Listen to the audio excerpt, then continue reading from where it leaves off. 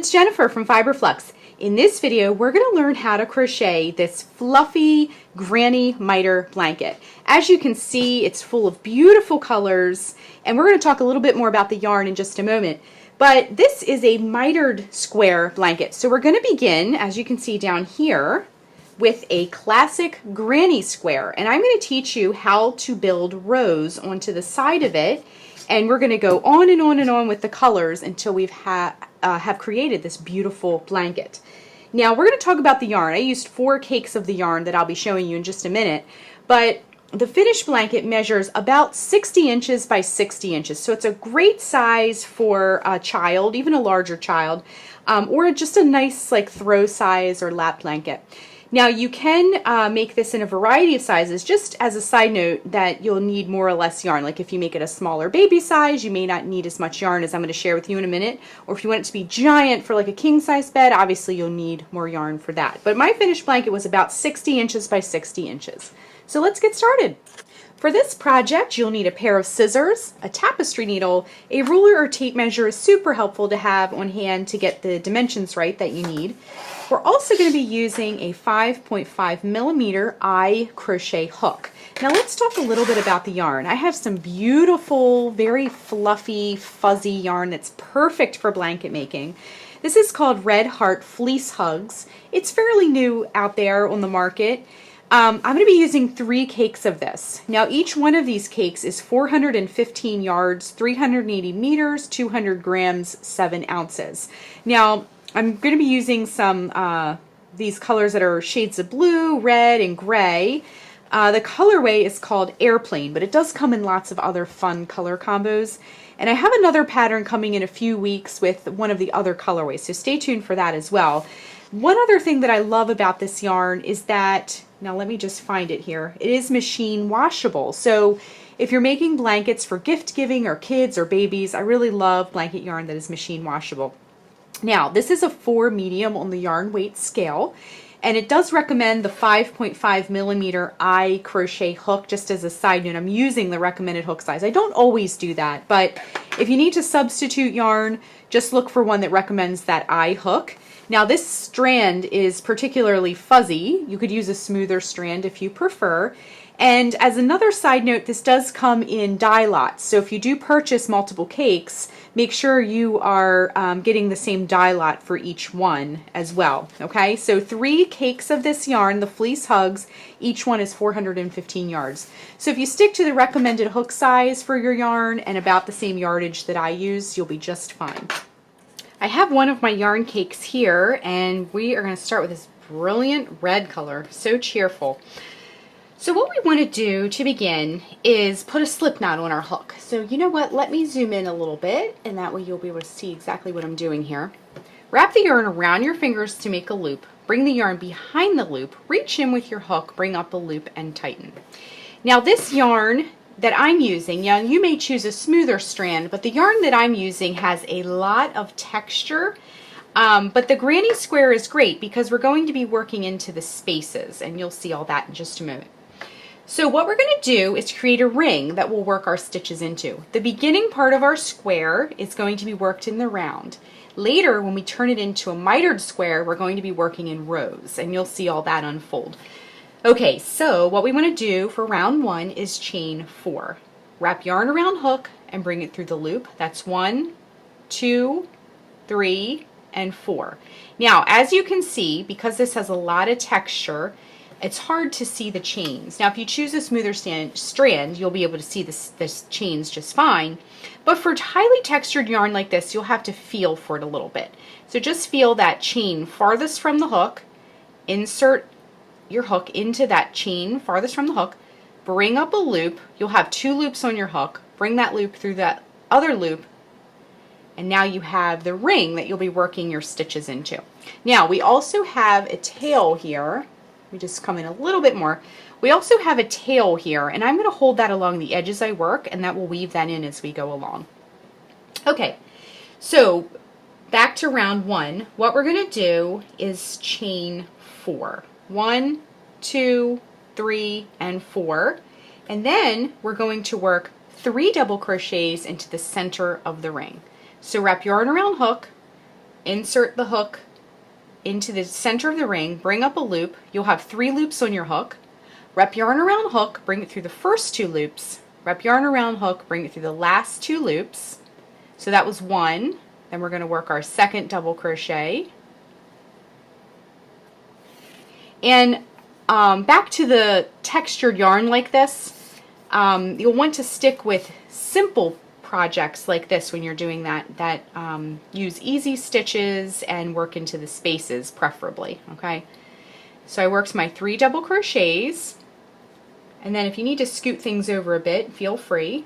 Then we're going to chain 1. Then we're going to work 3 double crochets into the center of the ring once more. So 1, 2, and 3. Chain 1, holding that tail along the edge still. Then we're going to work 3 double crochets into the center of the ring once more. 1,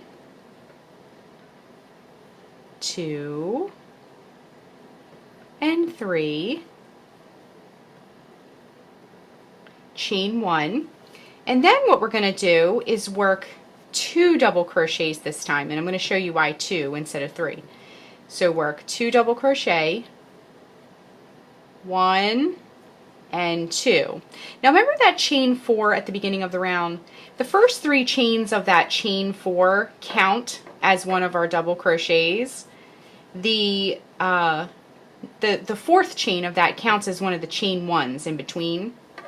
So what we want to do is, what I like to do is just kind of get my double crochet separated, okay? So there's my chain. So what I want to do is count 1, 2, 3 chains up. If you're having trouble seeing that, just kind of feel for it. And we're going to join with a slip stitch to close the round. So insert your hook into that 3rd chain up, bring up a loop. Now bring that loop through the loop already on your hook. Okay, it just sort of looks like a fuzzy blob right now, but that's okay. Now what you can do is those chain 1s, those are going to be our corner spaces. So you might want to kind of get in there and define those a little bit more, okay? Next, what we need to do, we're not changing colors. Now if you were changing colors, you could simply cut the yarn and tie a new strand into one of the corners, but we need to stick with the same color. We're working with this great self-striping yarn. So what we need to do is slip stitch over to that first corner space, which is right here. So feeling along the way here, slip stitch over, slip stitch over. You might need to just feel your way across there and slip stitch over. And then what we want to do is slip stitch into that corner space, and now we're ready to start round 2.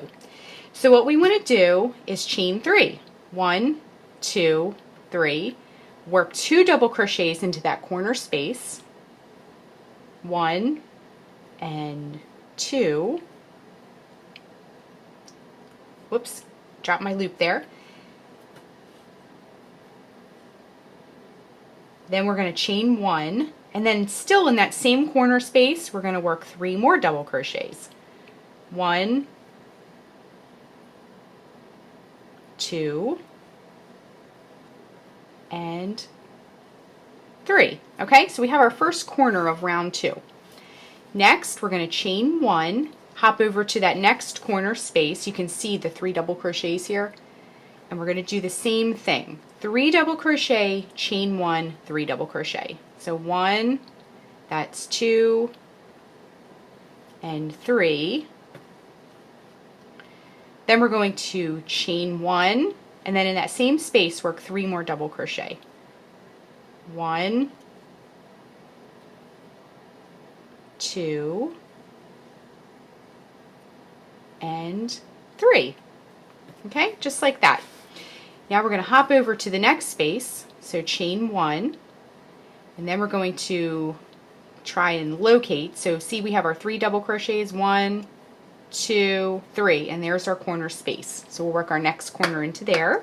So in the next space, we're going to work 3 double crochet, 1, 2, 3, chain 1, and then 3 double crochet. 1, 2, and 3. Now we're going to chain 1, and we're going to hop back over to the next space here. So I like to just count 1, 2, 3 double crochets if you're having a little bit of trouble seeing it, okay? So that would be 3 double crochet, 1, 2, 3, chain 1, and 3 double crochet. 1, 2, whoops, drop my loop there. 1, 2, 3, 1, 2, and 3. Okay, chain 1. Now we're back where we started. So what you want to do now is count that third chain up. 1, 2, 3. If you're having trouble seeing it, just kind of feel for it, okay? So insert the hook in that topmost chain there. Bring up a loop. Bring that loop through the loop already on your hook. Okay? So now we have 2 rounds of our granny square. All right? So we're going to work one more round of this because we're going to learn next how to do sides. So right now we've just done 4 corners, but next we're going to learn how to do sides as well, okay? So once again, we need to get our hook to the right spot, and that's this first corner space. So what you want to do is slip stitch over to that corner space. So insert the hook into each stitch all the way across. You get to that corner space. Okay, right in that corner space there. All right, we're going to work the next round together as a square in rounds, and then we'll learn how to transform it into a mitered square next. Okay, so what I want to do first though is this tail. Remember we wove that in as we went along? We can go ahead and trim that just so it's out of the way. So just give it a nice little tug and snip, okay? Now one thing too about textured yarn is that it's very, very forgiving. So everything, when you weave your ends, everything just kind of disappears. Okay, once again we're going to chain 3. 1, 2, 3. Work 2 double crochets. 1 and 2. That chain 3 counts as one of the double crochets of that grouping. Chain 1, and then in that same corner space work 3 double crochets. 1, whoops, back up a little bit. So that was 1, and then we're going to work 2 and 3, just like that. Okay, chain 1, and then hop over to the next space, which will be a side space this time. So now we're going to be doing corner, side, corner, and so forth. Okay, so in your side spaces, you're just going to work 3 double crochets. 1, 2, and 3. Chain 1, and then we're going to hop over to that next corner space and do 3 double crochet. 1, 2, and 3. Chain 1, and then 3 double crochet. 1, 2, and 3. Okay, so now our square is getting a little bit bigger. Work your next side by working 3 double crochet. 1, 2, 3, chain 1, and then go into that corner space and work 3 double crochet. 1, 2, 3, chain 1, 3 double crochet. 1, all in that same corner space. 1, 2, 3, chain 1, and work your side. 1, 2, 3, chain 1, and then we're going to go into that corner space, and you can find it sort of by feeling around a little bit. So 3 double crochet, 1, 2, 3, chain 1, and 3 double crochet, 1, 2, 3, chain 1. Now we're at a side again, so 3 double crochet, 1, 2, and 3, chain 1, and then join in that third chain up, 1, 2, and 3. Join with a slip stitch to close. Same thing we've been doing. So our square is growing and it's very fuzzy and fluffy. This is going to make a wonderful blanket. So I really have a little bit of red in here still to go. I'm going to work a few more rounds of the classic square. So we did round 1, round 2, round 3. We're just going to be working, we're going to work a couple more rounds of round 3. So repeat round 3 a couple more times, and what you want to do now for each round, you're going to have a, now for this one we'll have a corner, side, side, corner, side, side, corner. Okay, so we're going to work the next round by slip stitching. Remember, we slip stitch over to the corner space of our square, and then we're going to chain 3, 1, 2, 3, and then just do it the same way. 3, well, 2 double crochet for this first one, because remember that chain 3 counts as one of our double crochets. Chain 1, 3 double crochet. Okay, so I'm going to be repeating round 3 a couple more times, because I really want, when you have a mitered square, this is kind of the focal point. Even though it's at one of the corners, it's all of our stitches are going to kind of radiate out from the square. So I'm going to add a few more rounds onto my square, and then we'll rejoin in just a moment. Okay, I'm just coming up to the end of the round here, and I'm going to join with a slip stitch in that third chain up to close the round with a slip stitch.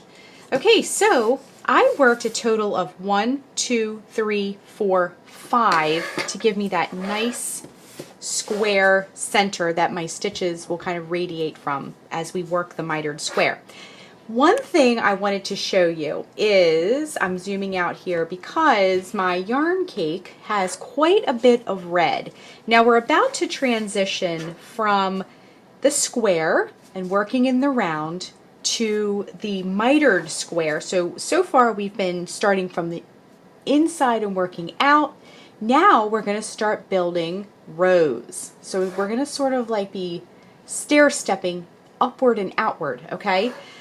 But I have quite a bit of red, and we're about to do a very important visual transition. So whenever you're working with cake yarn and you don't want to, so I don't want to keep going with the red.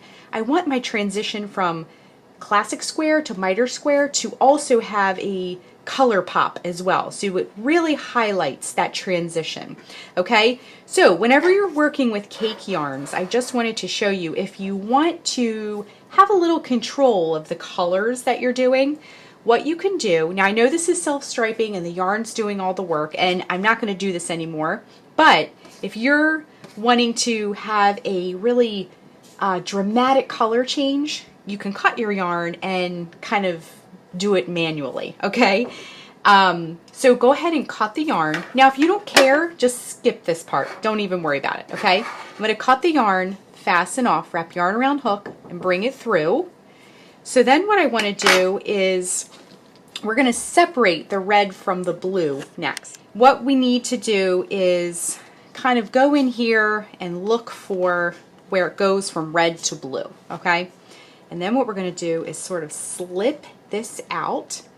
Now I am going to save this because I'm going to just incorporate it into the blanket later. No need to waste this yarn. You can use this for another project. You could put some tassels on your blanket later. I'm just going to incorporate it into one of the rounds later on.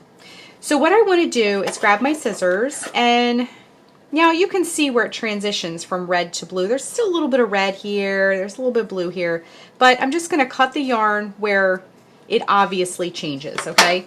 This I will save for later on in my blanket. It'll come in handy, and there's no need to waste it. I just am ready to switch colors, and I wanted to kind of control that aspect a little bit more.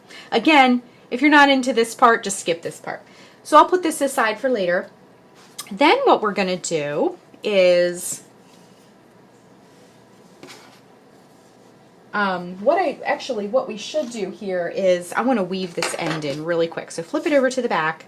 I just want to get it out of the way. You don't have to weave the end in at this point, but just to show you and keep things nice and clear, I threaded my tapestry needle, and I'm just going to go in one direction and come back in the other direction. I just want to get that tail out of the way so it doesn't look confusing or messy while we're trying to show the stitches here. Okay, so I got that tail out of the way. Now we have a classic one color granny square. We're going to grab our hook again, and then what we need to do, you can pick any corner space you like. Put your hook into that corner space, and then we're going to hook the new yarn into any of the corner spaces. It doesn't matter. Now let me zoom in a little bit more to show you. And then we're going to bring that through and then just tie it right on, okay? Now, if you are sticking with the same color, you're just going to do the same thing and slip stitch over to the corner space. The point is we need to be in the corner space to proceed. Now, you can also hold this tail along the edge as you work, if you cut the yarn like I did. Okay, so what we want to do is reinsert the hook back into that space, bring up a loop, and chain 3. 1, 2, 3. Not only will this look better visually, but I also think it would be easier to show you if it's a different color as well. You can really see the difference. Okay, so in the same corner space, we're going to work 2 double crochet, 1 and 2, and then chain 1. Then we're going to work we did a chain 1. Then in the next space, we're going to work 3 double crochet, chain 1. So 1, 2, 3. So if you noticed back here, we did not work the corners the same way. That's because we're going from working in the round to working flat. We're going to be working rows. So row, row, row, just on this side and this side, okay? So we're going to work 3 double crochets, chain 1, and we're going to do this all the way across, okay? So 3 double crochet, 1, 2, 3, and chain 1. Next space, 3 double crochet, 1, 2, 3, and chain 1. And then we have one more side space. We're going to do the same thing. So in each of these side spaces, work 3 double crochet, chain 1. 1, 2, 3, and chain 1. Okay? Now we're going to turn it a little bit, so we are at a corner space once again. Now this is going to be our mitered corner. We're going to work a corner similar to how we did it before, okay? So we're going to go double crochet, 3 double crochet rather, 1, 2, 3. Then we're going to work 3 chains. 1, 2, 3, then 3 more double crochet. 1, 2, 3. Okay? Then we're going to chain 1, and then we're going to go back down the other side. So do that the same way we did on the other side. So 3 double crochet, 1, 2, 3. Get a little bit more yarn here. Chain 1. Whoops. 3 double crochet, 1, 2, 3, chain 1, hop to the next space, 3 double crochet, 1, 2, whoops, 2, 3, chain 1, next space, this is the last side space, 1, 2, 3, chain 1. Now to finish off the row, we're simply going to go, see this corner space here? We're going to work just 1 double crochet into the corner space to finish off the row, okay? So far we've done 1, 2, 3, 4, 5 rounds, and then we did a row 6 rather, over here. Now you can kind of see and get an idea of why I wanted to switch colors. Again, if you're not into that, no worries at all whatsoever, okay? But as you can see, the mitered square is starting to pop. Okay, next we're going to work row 7, okay? So what we want to do is chain 3. Now if you want to switch colors, you can cut the yarn and all that, but we're going to just stick with, let the self-striping just kind of run itself from now on, okay? So we want to chain 3. 1, 2, 3. Now the row I'm about to show you is the row you'll repeat for the rest of the blanket, okay? So you have a lot of setup, but then the rest of the blanket is just smooth sailing. And once you work this row I'm about to show you a couple times, you know, it's easy to memorize and just kind of, you know, continue with the blanket. So we did a chain 3. Now we're going to turn, and we haven't done that yet, okay? Now I have this tail here. We can just not worry about that right now. Now, in this first chain 1 space here, see this chain 1 space? We're going to work 2 double crochet, 1 and 2, and then a chain 1, okay? Then we're going to go to the next corner space and work 3 double crochet, 1, 2, 3, and chain 1. Whoops, I dropped my loop again. Go to the next side. Did I say corner space? I meant to say side space. Apologies for that. 3 double crochet, 1, 2, 3, and a chain 1. Get a little bit more yarn here. Next space, 3 double crochet, 1, 2, 3, chain 1. Next space, 1, 2, 3, chain 1, and then we are at our corner space again, okay?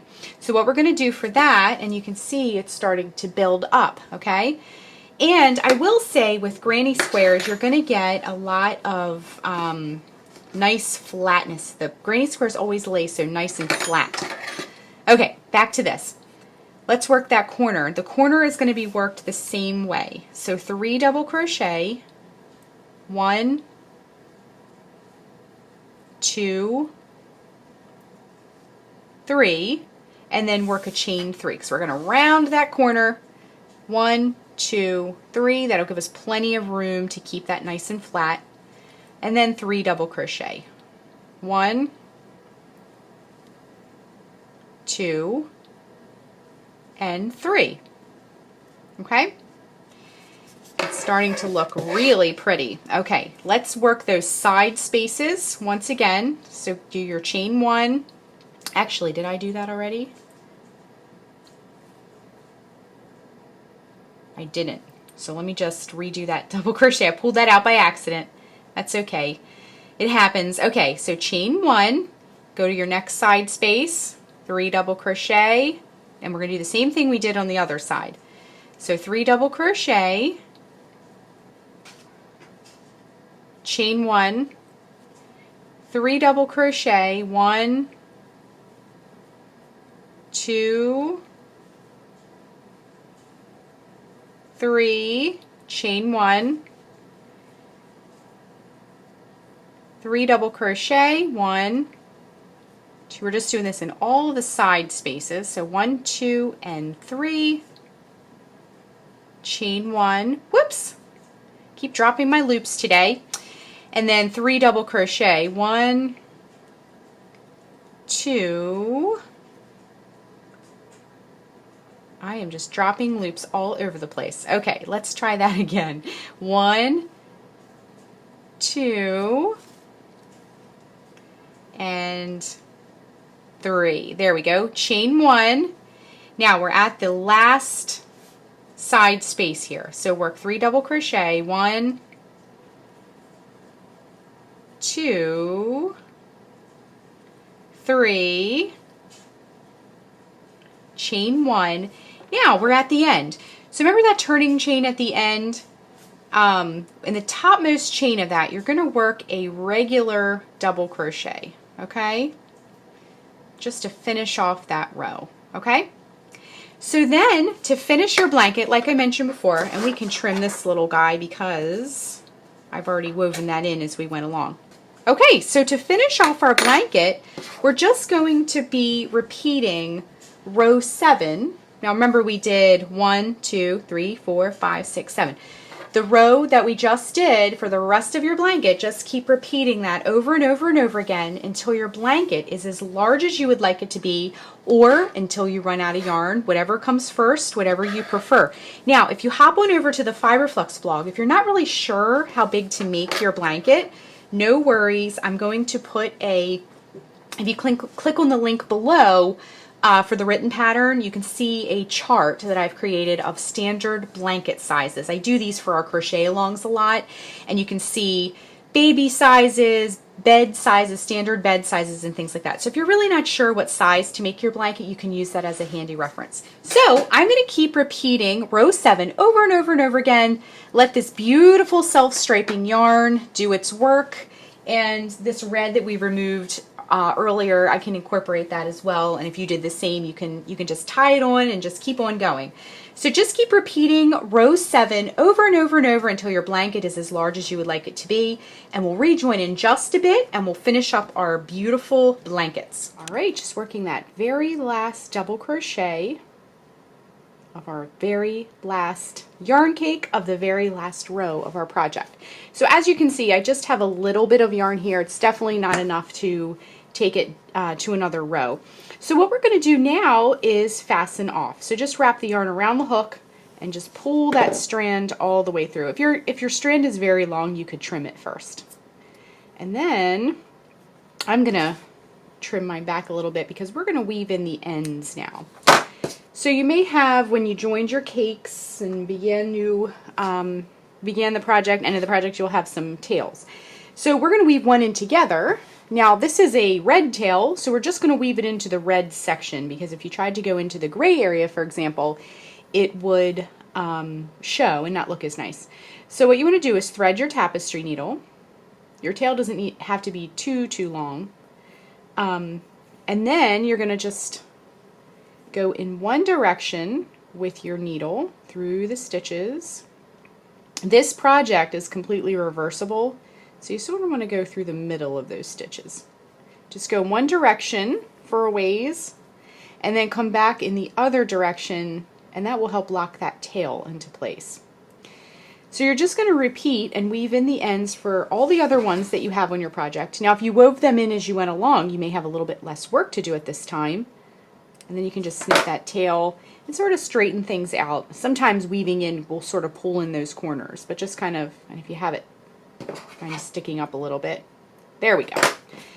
You can just give that a little trim. Okay, so let's go ahead and weave in the rest of our tails. Remember to weave the color of the tail into the section of the color that the tail is coming from, so it camouflages the best way it can. So our beautiful blanket is complete. I went ahead and wove in all of the ends, and as you can see, it has so many beautiful colors and it's just so squishy. But one of the things I like about it best is that even though it's warm and lofty, it's very, very lightweight. and machine washable. So this is the perfect candidate for a gift blanket or a baby blanket or a kid's blanket as well. Now, just to recap, we began with our granny square and we built on and on and on to it until we had this great blanket. So I hope you enjoyed this project. Thanks so much for watching, and be sure and click the subscribe button to get all the latest Fiber Flux video updates. Thanks again.